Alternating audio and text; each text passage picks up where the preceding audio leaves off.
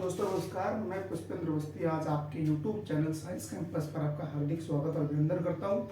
तो मैं आज आपके लिए लेकर आया हूं रासायनिक साम्य टॉपिक के बारे में हम चर्चा करने वाले हैं। Step by step full topic का अपन एनालिसिस करेंगे कि रासायनिक साम्य क्या होता है।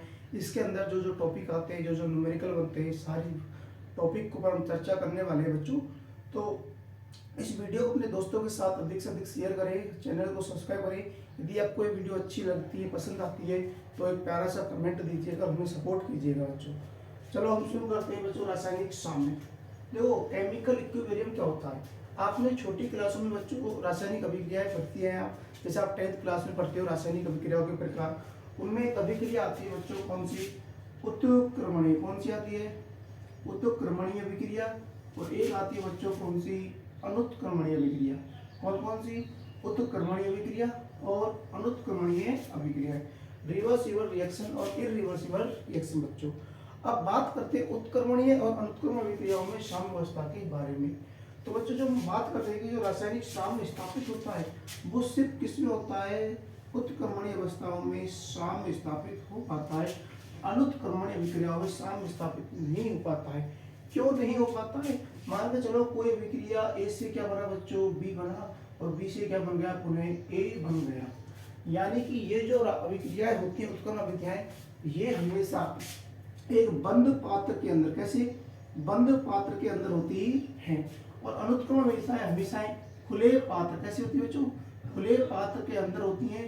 और क्यों होती हैं, क्योंकि खुले पात्र के में होने के कारण इनमें बनने वाले गैसीय उत्पाद, जो गैसीय प्रोडक्ट होते हैं बच्चों, वो उड़ जाते हैं। ठीक है ना, वेपराइजेशन हो जाता है उनका। यानी कि कोई भी, जैसे मैंने लिखता हूँ CaCO3, क्या बढ़ता है इसका, CaO प्लस CO2। जो यहाँ से निकलने वाली है CO2 गैस है, क्या है बच्चों, CO2 गैस होती है। ये गैसीय प्रोडक्ट होती है, गैसीय प्रोडक्ट होने के कारण ये वेपराइजेशन यानी उड़ जाती है बच्चों। तो ये हमेशा खुले पात्र के अंदर होती है, इसमें साम्य स्थापित हो जाता है।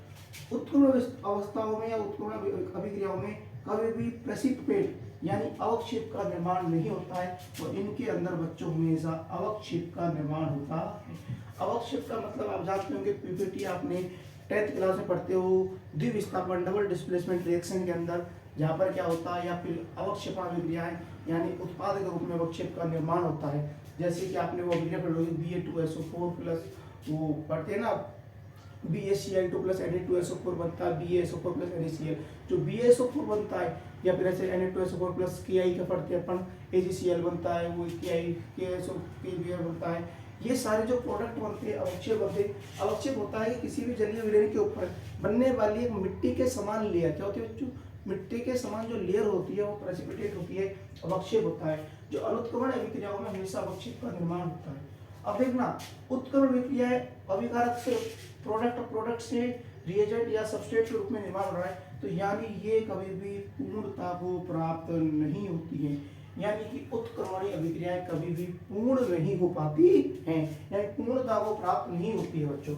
और अनुत्क्रमण अभिक्रियाएं हमेशा कब बच्चों, पूर्णता को प्राप्त हो जाती है। तो ये बात करते हैं रासायनिक अभिक्रियाओं में, रासायनिक साम्य में, कि उत्क्रमणीय अभिक्रिया और अनुत्क्रमणीय अभिक्रिया क्या होती है। उत्क्रमण अभिक्रिया होती है बच्चों क्या, साम्य स्थापित होता है इनमें, अनुत्क्रमण में साम्य स्थापित नहीं हो पाता है। उत्क्रमण अभिक्रिया हमेशा बंद पात्र के अंदर होती है, अनुत्क्रमण हमेशा खुले पात्र के अंदर होते हैं। उत्क्रमण अभिक्रिया में अवक्षेप का निर्माण नहीं हो पाता है, और अनुत्क्रमण अभिक्रिया में अवक्षेप का निर्माण होता है बच्चों। उत्क्रमण हमेशा पूर्णता पूर्ण नहीं होती है, पूर्णता को प्राप्त नहीं होती है, और इनमें क्या होता है, पूर्णता को प्राप्त हो जाती है। अब बात करते हैं, जैसे कोई मैं अभिक्रिया लिखता हूँ कि वो बनता है बच्चों क्या, A से B बनता है, B से क्या बन जाता है, A। यानी जो अभिकारक क्या बन रहा है बच्चों, उत्पाद, इसको बोला जाता है क्या, RF, और उसको बोलते हैं क्या, RB। अभिकारक का उत्पाद में RF और उत्पाद अभिकारक के रूप में RB। RF और RB का मतलब क्या होता है बच्चों, RF मतलब रेट ऑफ फॉरवर्ड रिएक्शन और rate of backward reaction in अग्र अभिक्रिया की दर और पश्च अभिक्रिया की दर बच्चों। यानी ये तो होगी अग्र अभिक्रिया, आगे की तरफ जा रही है तो अग्र अभिक्रिया की दर, वापिस आ रही है तो पश्च अभिक्रिया की दर। यानी उत्क्रमण अभिक्रिया में हमेशा RF बराबर क्या होता है बच्चों, RB होता है। तो ये होता है क्या बच्चों, उत्क्रमणीय और अनुत्क्रमणीय। जब उत्क्रमणीय अभिक्रियाओं में साम्य स्थापित होगा तो इनमें अगर अभिक्रिया की दर और पश्च अभिक्रिया की दर RF बराबर क्या होगा बच्चों, RB होता है। यानी इसमें हमेशा जो ये साम्य स्थापित होता है बच्चों, वो कब होता है, साम्य स्थापित होने का मतलब होता है कि अभिकारक यानी जितना अभिकारक का क्षय होगा उतना ही उत्पाद का क्या होगा, यानी अभिकारक की सांद्रता जितनी कम होगी उतना ही उत्पाद की सांद्रता बढ़ती चलती है बच्चों। तो आगे बात करते हैं कि अभिकारक और उत्पाद के बारे में, कि अभिकारक और उत्पाद क्या होता है। यानी जो RF और RB होता है, क्या होता है, RF बराबर क्या होता है बच्चों, RB। यानी अग्र अभिक्रिया की दर और पश्च अभिक्रिया की दर हमेशा साम्य अवस्था में कितनी समान होती है बच्चों। चलो आगे बात करते हैं। देखो ये तो गई उत्क्रमणीय और अनुत्क्रमणीय अभिक्रिया, साम्य अवस्था। अब हम बात करते हैं कि साम्य के गुण क्या होते हैं बच्चों। क्या साम्य के गुण, देखो साम्य के गुण क्या होते हैं। साम्य का पहला गुण होता है कि ये हमेशा उत्क्रमणीय, कैसी, उत्क्रमणीय अभिक्रियाओं में होता है। क्या होता है, उत्क्रमणीय अभिक्रियाओं में साम्य स्थापित होता है। दूसरा, ये प्रारंभिक सांद्रता पर, क्या बच्चों, प्रारंभिक सांद्रता पर निर्भर नहीं करता है। यानी साम्य कभी भी प्रारंभिक सांद्रता पर निर्भर नहीं करता है बच्चों। हम तीसरा बात करते हैं, साम्य क्या होता है, गतिक होता है। गतिक का मतलब होता है कि डायनेमिक, यानी कि हमेशा चलता रहता है, यानी स्थिर नहीं होता है। यानी साम्य क्या होता है, गतिक होता है बच्चों। अगली बात करते हैं साम्य अवस्था पर मापनीय राशियां जैसे कि दाब, ताप, घनत्व सब क्या हो जाते हैं बच्चों, स्थिर हो जाते हैं। क्या हो जाते हैं, स्थिर हो जाते हैं बच्चों। अगली बात करते हैं, अगला गुण के बारे में बात करते हैं कि साम्य अवस्था पर उत्प्रेरक, किसका बच्चों, कैटलिस्ट का। आपने नाम पढ़ा होगा उत्प्रेरक का छोटी क्लासों में। कैटलिस्ट क्या होता है, उत्प्रेरक होता है कि ऐसे अभिक्रिया में भाग लेने वाले पदार्थ जो स्वयं तो अपरिवर्तित है लेकिन अभिक्रिया की दर को बढ़ा देते हैं। तो उत्प्रेरक क्या होते हैं, इससे साम्य जल्दी स्थापित हो, क्या होगा बच्चों, साम्य जल्दी स्थापित, क्या होगा, साम्य जल्दी स्थापित हो जाएगा। तो साम्य के गुणों के बारे में बात करते हैं कि साम्य क्या होता है, यानी हमेशा उत्क्रमण अवस्थाओं में स्थापित होगा, प्रारंभिक सांद्रता पर निर्भर नहीं करेगा, डायनेमिक गतिक होता है, दाब, ताप, घनत्व आदि ऐसी राशियां स्थिर हो जाती हैं और उत्प्रेरक का कोई प्रभाव नहीं पड़ता है बच्चों। तो साम्य के गुणों में बात करते हैं कि किसी अभिक्रिया में साम्य स्थापित का होता है। सबसे पहला, साम्य हमेशा उत्क्रमण अवस्थाओं में या उत्क्रमण अभिक्रिया में स्थापित होता है। दूसरा, साम्य हमेशा गतिक होता है, डायनेमिक होता है, साम्य में हमेशा क्या चलती है बच्चों, चलता रहता है, कभी स्थिर नहीं होता है। अगली बात करते हैं, साम्य पर उत्प्रेरक का कोई प्रभाव नहीं पड़ता है, बल्कि उत्प्रेरक भाग लेने पर साम्य जल्दी स्थापित हो जाता है बच्चों। साम्य अवस्था पर कुछ मापनीय राशियां दाब, घनत्व, तापमान ऐसी राशियां क्या है, स्थिर हो जाती है बच्चों। और बात करते हैं कि साम्य कैसा होता है, प्रारंभिक सांद्रता पर निर्भर नहीं करता है।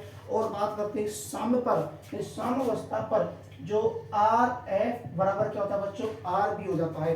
अग्र अभिक्रिया की दर और पश्च अभिक्रिया की दर क्या होती है बच्चों, बराबर हो जाती है। और इस पर सांद्रताएं क्या हो जाती है बच्चों, निश्चित क्या हो जाती है, सांद्रताएं निश्चित हो जाती है। ये होते हैं बच्चों साम्य के गुण। पहला गुण उत्क्रमण अभिक्रिया में स्थापित होता है। दूसरा, प्रारंभिक सांद्रता पर निर्भर नहीं करता है। तीसरा, साम्य हमेशा गतिक होता है, चलता रहता है अभिक्रिया में। ये ताप, दाब, घनत्व आदि राशियां होकर स्थिर हो जाती है, उत्प्रेरक का कोई प्रभाव नहीं पड़ता है।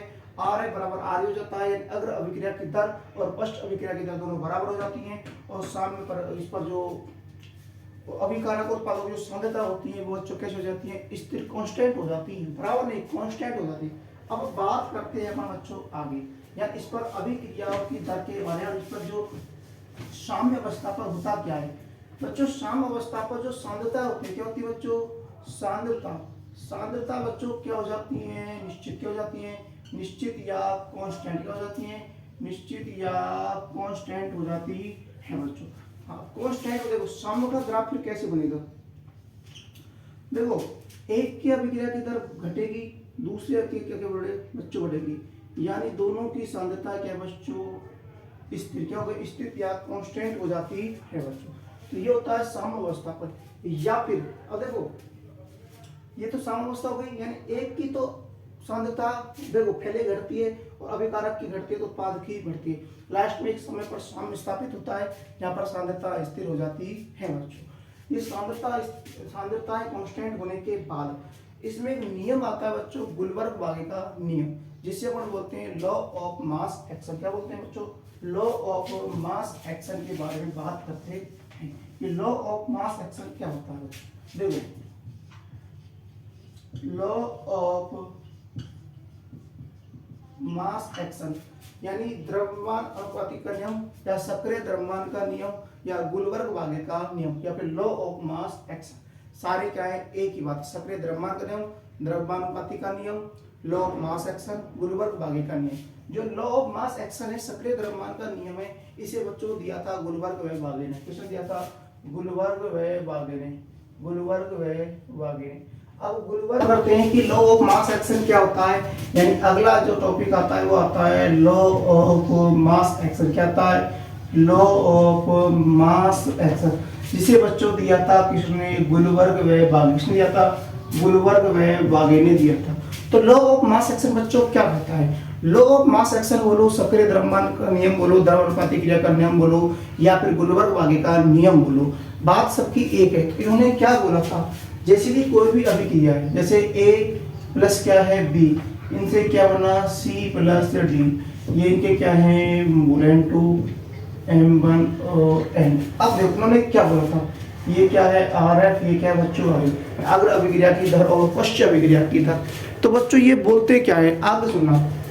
लॉ ऑफ मास एक्शन गुलवर्ग भाग्य के नियम में इन्होंने बोला था कि अभिक्रिया की दर RF उनके सक्रिय द्रव्यमान, अभिकारक के सक्रिय द्रव्यमान के गुणनफल के समानुपाती होती है। इनकी सांद्रता N1 A और B और इनका क्या हो गया? N1 N2। तो RF क्या होता है? प्रोपोर्शनल टू होता है A और B की सांद्रता के गुणनफल की। ऐसे ही पश्चात क्रिया का धन्यतांक RB बराबर क्या होगा? समानुपाती C की M1 और D N2 होता है बच्चों। ठीक है ना? आगे हम बात करते हैं, देखना, यदि यहां से हमने समानुपाती नियतांक हटाया RA बराबर, तो आता है क्या? KF A N1 और B N2। ऐसे ही RB बराबर KB C की घात M1 और D की घात M2। तो इसको बोल दिया समीकरण 1 और समीकरण बच्चों 2। तो ये आ गया क्या बच्चों? RF और RB। लेकिन हम जानते हैं कि साम्य अवस्था पर RF और RB दोनों का मान बच्चों बराबर होता है। यानी कि अग्र अभिक्रिया दर नियतांक और पश्च अभिक्रिया दर नियतांक दोनों बराबर होते हैं। यदि इसका एक साइड बराबर तो दूसरी साइड बराबर होगी नहीं होगी। यानी कि KF है ना, A की सांद्रता N1 और B की सांद्रता N2 बराबर में क्या होगा? KB की सांद्रता C की M1 और D N2। अब सुनना, तो यदि मैं AB की सांद्रता को नीचे ले जाऊं, इसको इधर ले जाऊं, यानी KF बटे KB बराबर C की सांद्रता M1 D की सांद्रता M2 बटे A की सांद्रता N1 और B की सांद्रता N2। अब सुनना, KF और KB यानी अग्र अभिक्रिया दर का नियतांक और पश्च अभिक्रिया दर का नियतांक यानी उत्पादों की सांद्रता बटे में अभिकारकों की सांद्रता अनुपात। तो ये जो KF और KB होता है बच्चों, ये किसके बराबर निकलता है? ये होता है क्या? KC बराबर C की सांद्रता M1 और D की सांद्रता M2 बटे A की घात N1 और B की घात N2। ये निकलकर आता है KC का मान बच्चों। क्या आता है? KC का मान निकलकर आता है, जो कि सांद्रता पर क्या होता है? साम्य स्थिरांक। क्या होता है बच्चों? साम्य स्थिरांक। इसको बोला जाता है क्या? साम्य